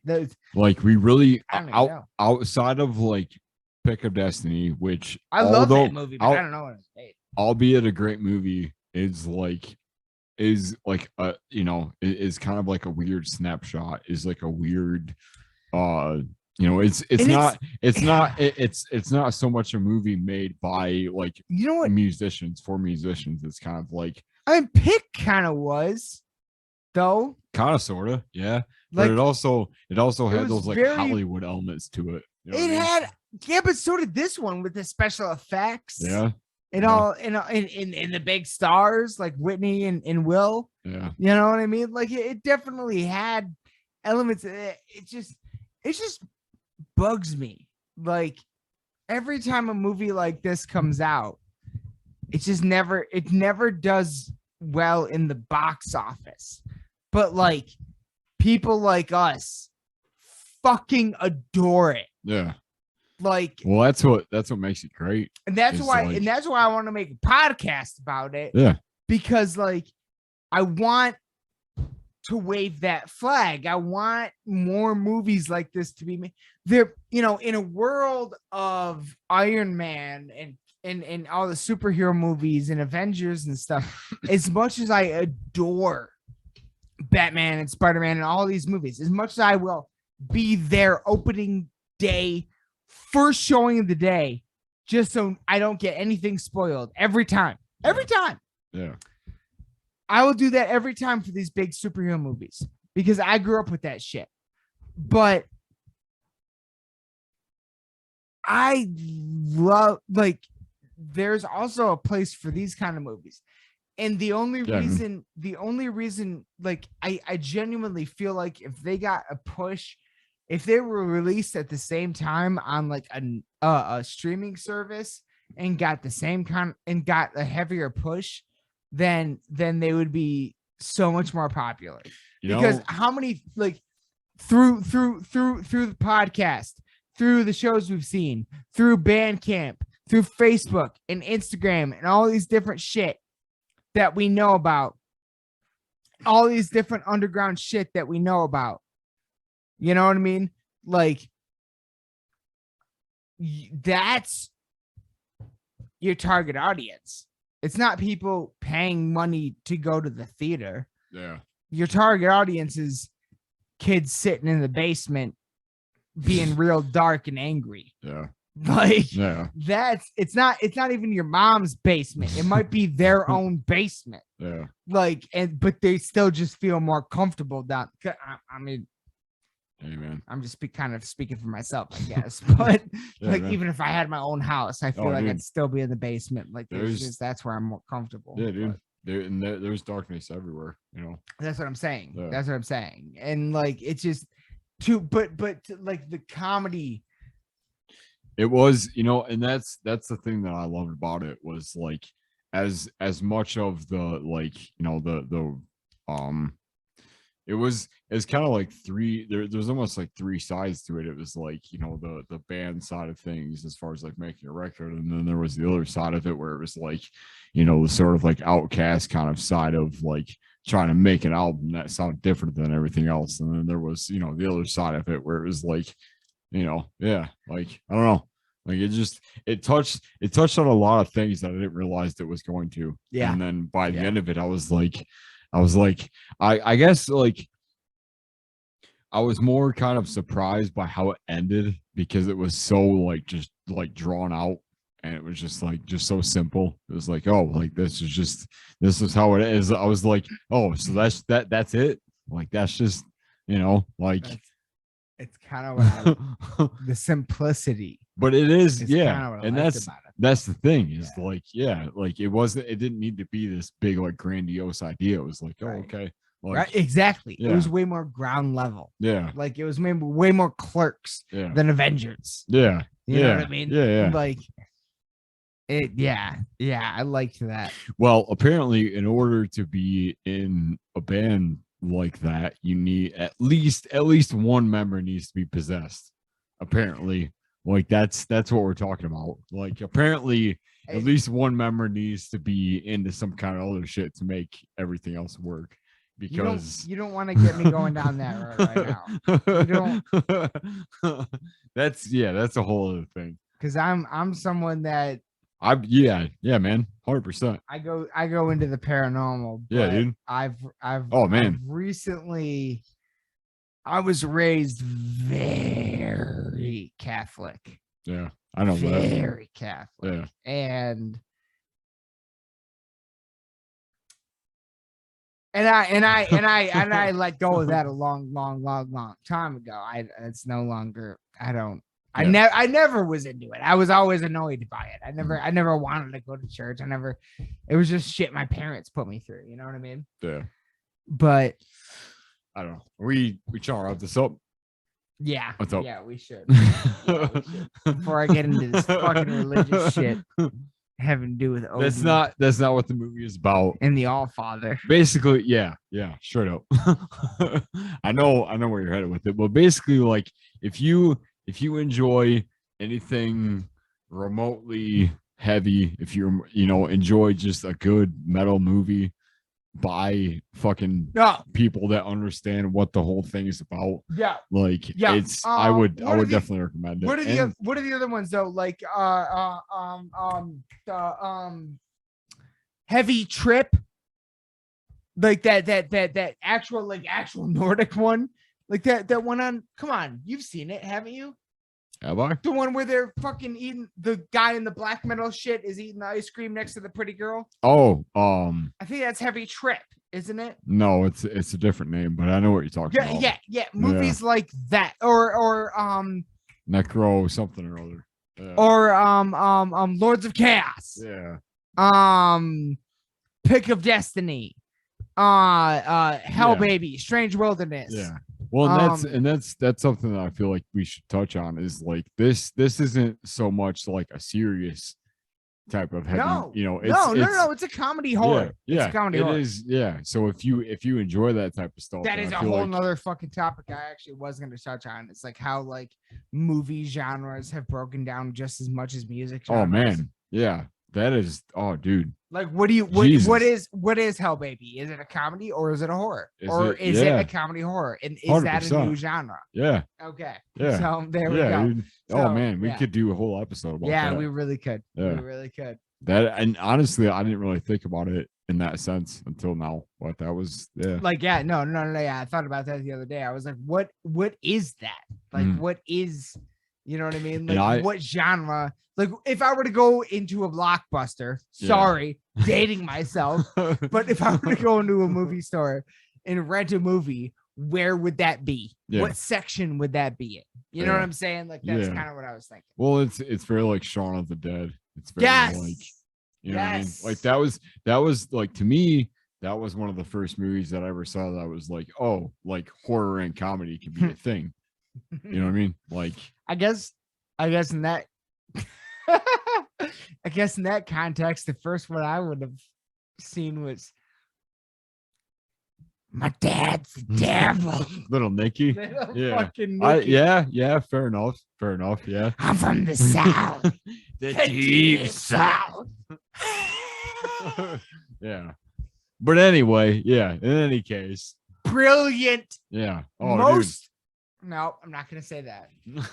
if you haven't one seen of the most underrated Adam Sandler films. Oh, dude, great film. Yeah. One of the funniest goddamn movies ever made. Yeah. 100%. All right, Sean, wrap this up. What you thinking? Let's do it. Let's wrap this one. Crow! Sorry if we went on some tangents. We went on a lot of tangents. That's kind of the whole point of the show. You know, right?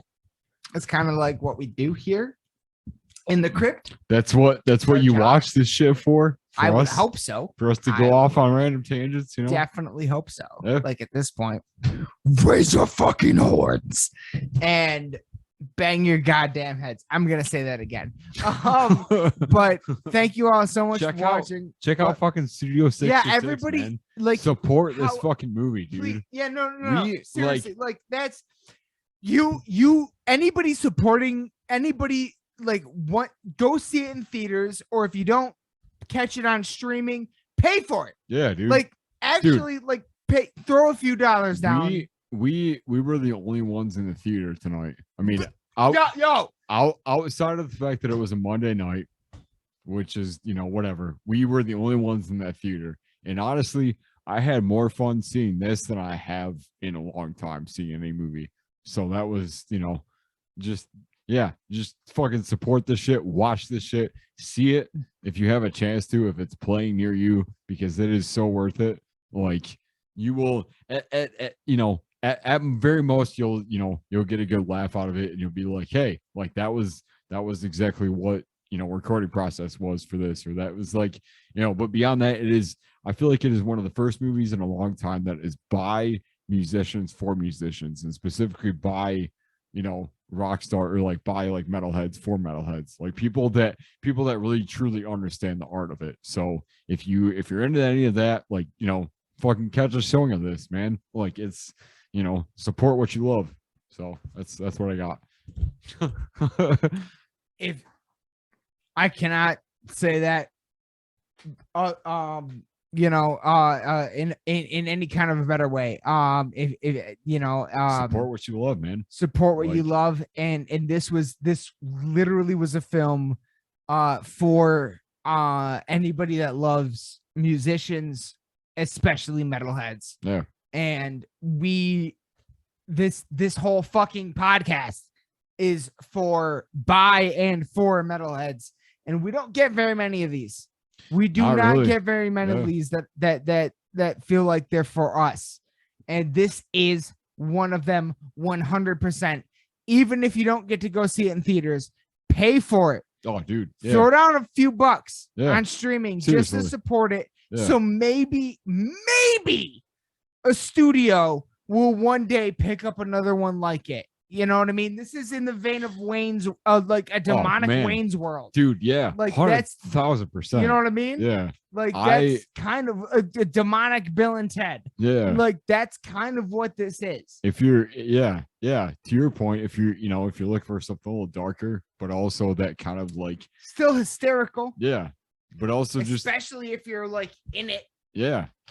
Like there's not enough of that. And I feel like if we can kind of like push that forward and, if you see that and if you like kind of like understand, it was and like that's the thing is like, because I saw this and then like, but before that I saw the Hot Ones episode, the whole like, the whole like Hot Wings challenge with Dave Grohl. With David Grohl, yeah. And I was like, dude, he is fucking legit. Like he is. Oh no, I saw it too before. Man, yeah. Like like so, this was made with so much heart and so much like passion for, for us. Yeah, dude. For like, people like us. Yeah, and we don't. That's why when I walked out of the theater, I was like, "What if Foo Fighters found out like 2 guys were in the theater? We were alone in the fucking." Oh man. Yeah, it was a Monday night. Yeah. But fuck it, we were alone. Like, come on, it's the fucking Foo Fighters and it's heavy fucking metal. Yeah. Like, I had about as much fun seeing this as I had seeing the new Jackass Forever. Like that was right. Yeah. It had that same kind of energy where it was like, it was like just get together with, with some friends or like with, and just laugh for fucking hour and a half or whatever it was, just enjoy it, like I won't lie, I definitely laughed a lot more at Jackass than this. Yeah, but well, that's different. I different, felt different type of humor. Yes. And but having said that, I felt the same kind of way. Yeah. Like there was a moment where I was like, oh my God, this is almost like Jackass. Yeah. Like, but yet we were the only fucking one. We had the whole fucking theater to ourselves. Can I say that like being able to like audibly say shit out loud that I was thinking that we could just talk out loud the whole time, like, and nobody else was in there. We weren't bothering anyone. Like I've never had that experience, and so to have like to be able to kind of like draw to that and be like, yeah, like I could say anything I was thinking at the time, and then like whatever, like add to what was going on and stuff. Like it was, I don't know, it was just different. It was cool. Yeah. And that's why I said, I was like, if I had known that we'd be alone in here, I would have brought the laptop and the webcam and we would just recorded this shit. Yeah. Like, yeah. It would have been fucking amazing. Yeah. Who else has done a live recording in the theater? That's what you said. I really can't think of anybody. Nobody. Yeah. Nobody. But because I think it's illegal. Yeah. Well, beside the point. But I also always never mind. In any case, yeah, you ready to wrap this up? Yeah, let's wrap this one up. Dude, pour a drink. Where do you have a drink somewhere? I got nothing, man. Yes, you do. Pour a cup and put a little bit of that on top of it. Drink it with it. Be a fucking Viking. Sorry to spill it on your computer a little bit. Don't fucking care. Motherfucking Crip crew. Hey, this cheers. Makes you know. No. Okay. This makes you know we're fucking harder than any other fucking podcast. All right. We're talking Studio 666 tonight. Tonight is technically our 4-year anniversary. We have a special coming out later this week. We just dropped an episode with Molly from Living Dead Girls. She is a beast. Check that shit out. She is the beast. Check that shit out. Literally, the beast from the East. She is the beast from the East. Check that shit out. Check them out on tour. They're coming very soon. We will be there. Let's wrap this one up. Hey. Everybody cheers to Studio 666 and the Foo Fighters. Oh, man. I wish I raise your horns.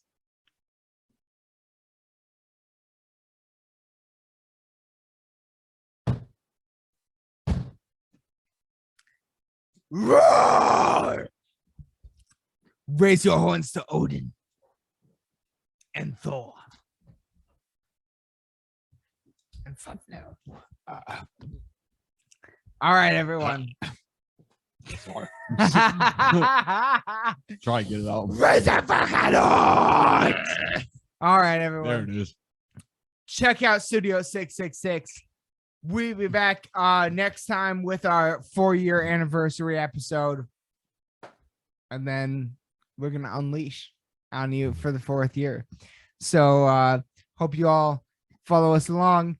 We love you all to death. Crips crew, as you know, raise your fucking horns and bang your goddamn heads. We love you all to death. Good night.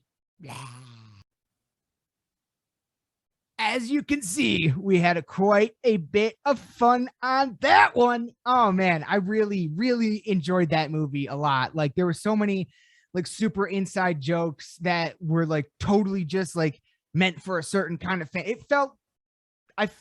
It made me feel seen. What do you want me to say? In a world of, superheroes and all this other, like, don't get me wrong, we love the superhero movies, but in a world of all this giant crazy stuff, to have kind of a more base level, albeit demonic, devilly, like horror comedy story, I thought everyone did very well. I thought it was a funny story, and I enjoyed it so much that I'm anxiously awaiting for it to release on stream so I can see it again. And then, of course, when it finally, if it comes out on Blu-ray, I will definitely be picking that up. So yeah, we were kind of bummed that we didn't get to do this one with Mike and Aaron, because I think they would have had an interesting time with it. but either way, like I said in the intro, we will be doing a Metal Lords episode with them, which is the new metal movie coming out on Netflix on April 1st. Be sure to check out that trailer. And I promised you all, if you're still here from the beginning, I promised you that if you can't make the Recorruptors show on Saturday, March 19th, I would tell you about the next one after that I will, of course, also be at. Wednesday, April 27th, March 19th. Sorry, I said April 19th.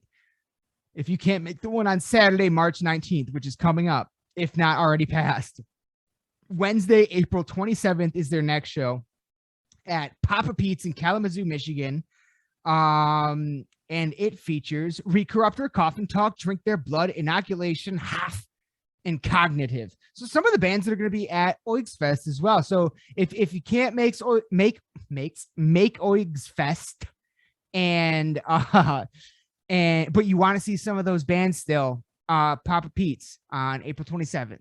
Lost in the Dark will be there. Recorruptor will be there. What more do you need? Come on, let's do this. But that's going to do it for this episode 228, everyone. I cannot thank you enough. It felt so good to be back with everybody tonight from the bottom of my heart.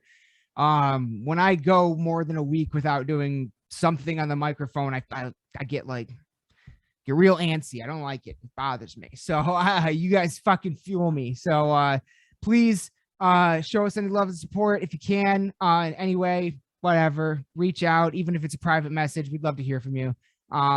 But in any case, I hope you enjoyed this episode, and I hope you enjoyed Studio 666 as much as we did. And if you haven't seen it yet, hopefully we convince you to check it out. So it's a really fun one, especially if you're a metalhead. So cannot thank you everyone enough for watching, and that's going to do it for this episode. But as always, we will be back again very, very soon with so much more. But until then, you know what to do. Raise your fucking horns and bang your goddamn heads. We love you all to death. Good night.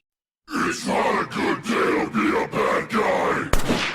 What's up, metalheads? This is Wayne, And Michelle. and we are from the Michigan UFO Sightings and Paranormal Encounters podcast, and you are listening to Burton and Aaron on the Lost in the Dark podcast. Raise Your Horns.